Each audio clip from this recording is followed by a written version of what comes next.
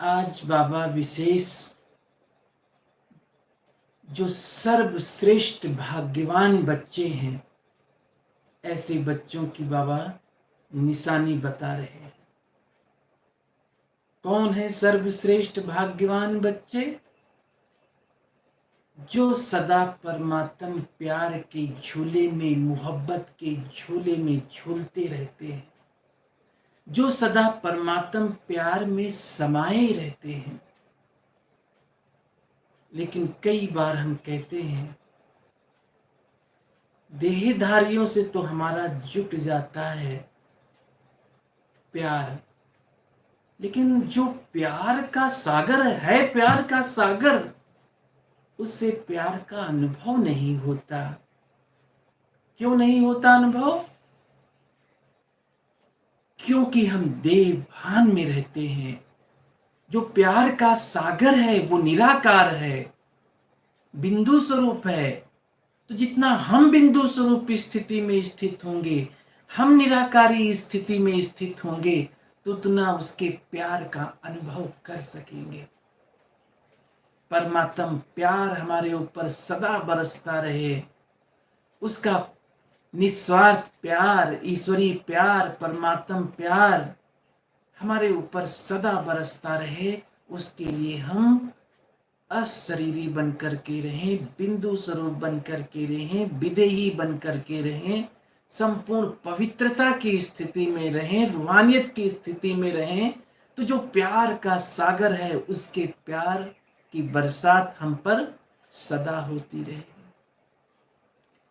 मुझे याद आ रहा है कि एक बार दादी जानकी जी से प्रश्न उत्तर चल रहा था, तो एक बहन ने प्रश्न पूछा, दादी आपने ऐसा क्या पुरुषार्थ की कि आप यज्ञ में सबसे नंबर 1 दे? तो दादी ने कहा, मैंने तो पुरुषार्थ किया ही नहीं। तो सारे लोग हंसने लगे, पूरा हाल भरा हुआ था, सारे लोग हंसने लगे, बहन भी हंसने लगी। तो बहन कहती, दादी बिना पुरुषार्थ के ही आप इतना आगे बढ़ गए, कोई तो पुरुषार्थ किया होगा। दादी ने बहुत सुंदर उत्तर दिया, बहन मैंने पुरुषार्थ नहीं किया, मैंने बाबा से प्यार किया है। और जहां प्यार होता है वहां मेहनत कहो, वहां पुरुषार्थ कहो, उसकी फीलिंग होती ही नहीं है। हम कहते हैं हमारा योग नहीं लगता, व्यर्थ संकल्प चलते हैं, बुद्धि भटकती है। कारण क्या? प्यार की कमी। जहां प्यार होगा वहां व्यर्थ संकल्प चलेंगे क्या? अगर हम पूछे बाबा से प्यार कितना, तुम कहेंगे बहुत प्यार है, बाबा की सिवाय हमारा और कोई है ही नहीं है। और दूसरी तरफ कहते हैं हम उसको याद कैसे करें? तो जिससे प्यार होता है उसको याद करने की विधि पूछी जाती है क्या कि कैसे याद करें?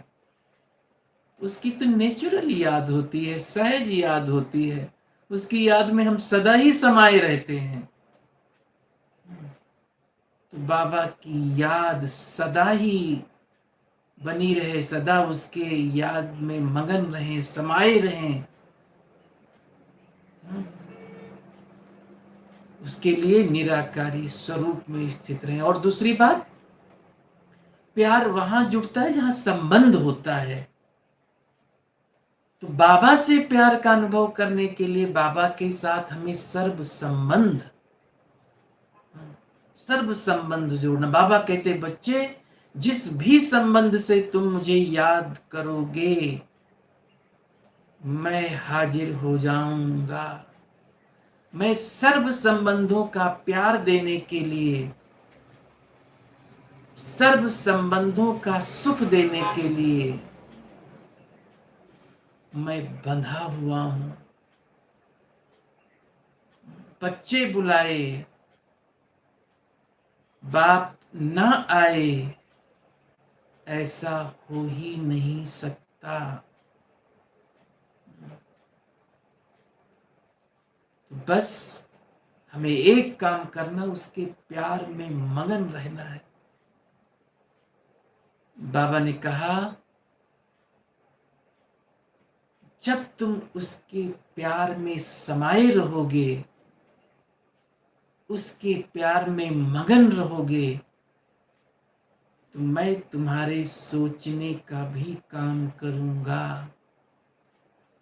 हमारे लिए हमें कुछ सोचने की भी जरूरत नहीं, बस हमारा एक काम है, उसके प्यार में समाये रहना, मगन रहना, लगन में मगन रहना। अच्छा, तो आज 18 सितंबर, आज बाबा कह रहे हैं बच्चे तुम धरती के चैतन्य सितारे हो। कितना सुंदर टाइटल। कौन है हम? धरती के चैतन्य सितारे। एक है आसमान के सितारे और हम हैं धरती के सितारे।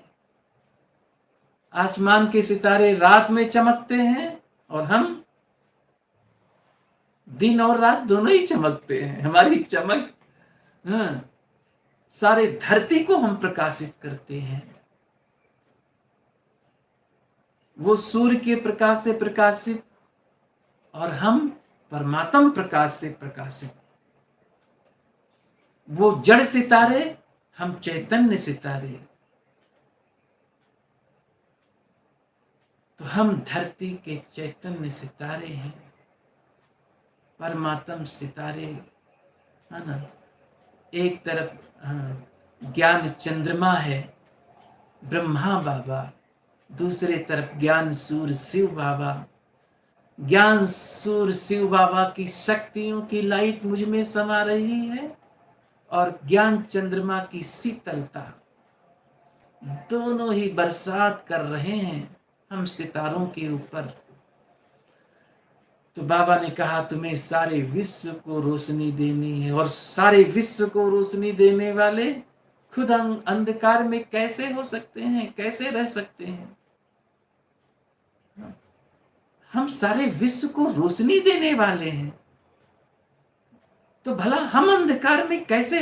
अगर हम ही भटकते रहेंगे, हम ही अंधकार में रहेंगे, हम ही परेशान रहेंगे, हम ही उदास रहेंगे, हम ही दुखी रहेंगे, तो उन विचारों का क्या हाल होगा जो हमारे ऊपर निर्भर हैं, जो हमें पुकार रहे हैं, हमें याद कर रहे हैं। फिर बाबा प्रश्न में कहा, शिव बाबा तुम बच्चों की काया को कंचन बनाते हैं, कैसे बनाते हैं कंचन? ब्रह्मा माँ के द्वारा तुम्हें ज्ञान दूध पिलाकर तुम्हारी काया कंचन कर देते। रोज ही दूध पिलाते हैं, 1 घंटा दूध पिलाते हैं, लेकिन हम दूध पीने के लिए सो जाते हैं। और हमारे हिस्से में कौन पी जाता है? माया आके पी जाती है, और माया पी करके फिर बलवान बनती, फिर हमें ही तंग करती है। तो ध्यान रखना है, जब बाबा ज्ञान का दूध पिलावे तो सो नहीं जाना है। माया उस समय भिन्न भिन्न रूप में आती है और हमें सुला देती है, और हम बड़े प्यार से सो जाते हैं। तो रोज हमें ज्ञान का दूध पिलाकर बाबा हमें हमारे अंदर इतनी शक्ति भर देते हैं, इतनी शक्ति भर देते हैं कि हम माया जीत, प्रकृति जीत और कर्मेंद्रिय जीत बन जाते हैं। फिर बाबा ने कहा, बाबा तुम्हारे अंदर ऐसी शक्ति भर देते हैं, ऐसी ताकत भर देते हैं कि तुम्हारी काया कंचन बन जाती है। और बाबा ने कहा तुम महिमा में भी गाते भी हो ना, तुम्हें वो माताश्च पिता, तुम्हें तो जो हमारा माता है, पिता है, सर्व संबंध है। तो बाबा ने कहा सर्व संबंधों से याद करके, ज्ञान दूध पी करके ऐसे बन जाओ, है ना, ऐसे बन जाओ, माया जीत, प्रकृति जीत, कर्मेंद्रिय जीत। एक बाप की याद में इतने मगन हो जाओ कि सारे पाप खत्म हो जाए और काया कंचन बन जाए। फिर बाबा काया को कंचन बनाने के लिए एक सावधानी दे रहे हैं। तो स्वयं भी सावधान रहना है और दूसरों को भी सावधान करना है। 1-2 को सावधान करना है, लेकिन दूसरों को सावधान हम तभी कर सकते हैं जब स्वयं सावधान रहेंगे। सावधान रहना माना सावधान। सावधान रहना माना क्या? सावधान रहना माना आत्मा बन करके रहना। सावधान रहना माना बाबा की याद में रहना, योग युक्त स्थिति रहना है ना। कई बार बाबा कहते हैं, बच्चे पूछो एक दूसरे से, बाबा याद है? बाबा के सिवाय और कुछ तो याद नहीं आ रहा है। सावधान रहना माना ब्रह्मा बाप को कदम पर कदम फॉलो करना। दुनिया में कहावत है ना, सावधानी हटी कि दुर्घटना घटी, है ना।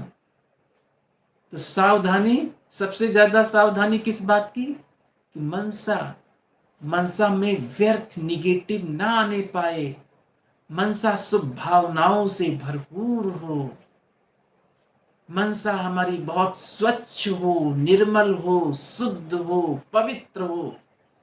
ये है सावधानी। ये सावधानी रहेगी तो हम निरंतर योगी बन सकेंगे, निरंतर सहज योगी बन सकेंगे। फिर आगे बाबा कह रहे हैं, योग बल से पवित्र बन, चमकदार सितारा बनना है। कौन सा सितारा? चमकदार सितारा, आत्मा में चमक। तो जितना हम अशरीरी बनकर के रहेंगे, जितना हमारे अंदर शुद्ध संकल्प चलेंगे, उतना हमारी आत्मा की चमक बढ़ती जाएगी। पवित्र संकल्प से हमारे चारों तरफ पवित्र ओरा, पवित्रता की प्रकाश, पवित्रता की झलक, रूहानियत की झलक दिखाई पड़े। फिर बाबा ने कहा, इस बेहद के बने बनाए नाटक को अच्छी रीति समझकर स्वदर्शन चक्रधारी बनना है। ड्रामा के ज्ञान को अच्छी रीति समझना है। क्या समझना है?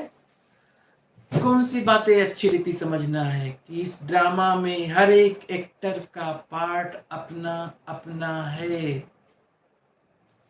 एक का पार्ट ना मिले दूसरे से, सभी आत्माएं निर्दोष हैं।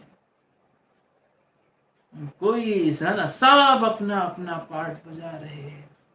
हमारे साथ जो कुछ भी हो रहा है वो हमारे ही कर्मों का परिणाम है। बुद्धि में बिठाना है। कई बार हम उंगली उठा देना दूसरों की तरफ, इसने हमारे साथ ऐसा किया, वो जो किया सो ठीक ही कर रहा है, वो अपना हिसाब किताब चुकतू कर रहा है, बदला ले रहा है। तो हमारे साथ जो कुछ हो रहा है वो हमारे कर्मों का ही रिजल्ट है। इसलिए चाहे रो रो करके हिसाब किताब पूरा करो, चाहे खुशी खुशी कर।